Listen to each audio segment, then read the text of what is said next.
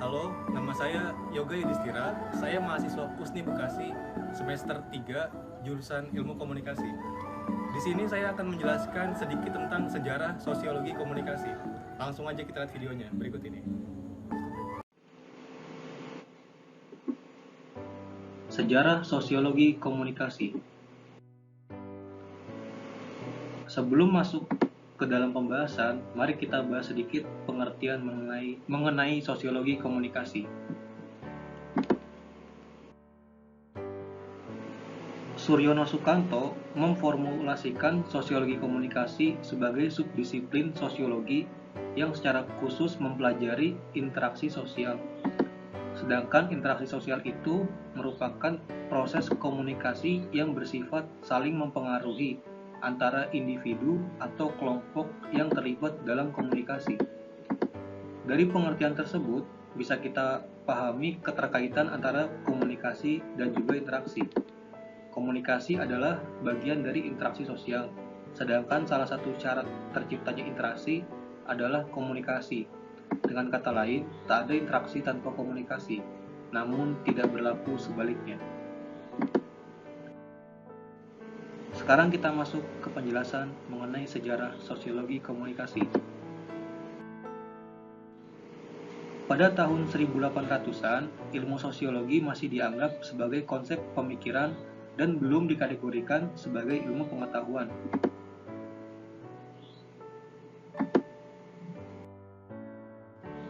Baru kemudian pada awal tahun 1900-an, ilmu sosiologi sudah mulai berkembang di negara Prancis, Jerman, dan juga Amerika. Namun, perkembangan ilmu sosiologi saat itu terjadi secara berbeda-beda. Hal ini dikarenakan kondisi sosial dan latar belakang negara tersebut berbeda-beda. Dan juga ilmu sosiologi saat itu masih dipengaruhi oleh ilmu filsafat dan ilmu psikologi. Kemudian kita masuk ke pembahasan mengenai tokoh-tokoh sosiologi komunikasi. Yang pertama adalah Auguste Comte. Auguste Comte dinobatkan sebagai Bapak Sosiologi Dunia. Berkat teori dan pengetahuannya, sosiologi bisa menjadi ilmu yang akhirnya bisa lepas dari ilmu filsafat. Dilansir dari Encyclopedia Britannica, Comte lahir pada tanggal 19 Januari tahun 1798 di Montpellier, Prancis, dan meninggal dunia pada 5 September 1857 di Paris.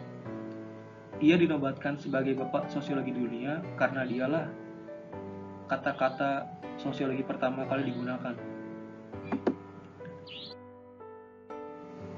Yang kedua adalah Karl Marx. Meskipun sering dianggap sebagai salah satu bapak sosiologi modern, Marx bukanlah seorang sosiolog. Pada masanya, Marx lebih cocok disebut sebagai filsuf, ekonom, jurnalis, dan juga kritikus sosial.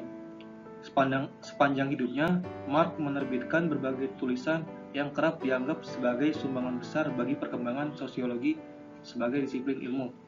Di antaranya adalah Economic and Philosophic Manuscript of 1884, The German Ideology, Manifesto of the Communist Party, dan juga Das Kapital. Lalu ada Herbert Spencer. Herbert Spencer yang lahir pada tanggal 27 April 1820 dan meninggal tanggal 8 Desember 1903 merupakan seorang kebangsaan Inggris yang berprofesi sebagai sosiolog, filsuf, dan juga pencetus teori evolusi.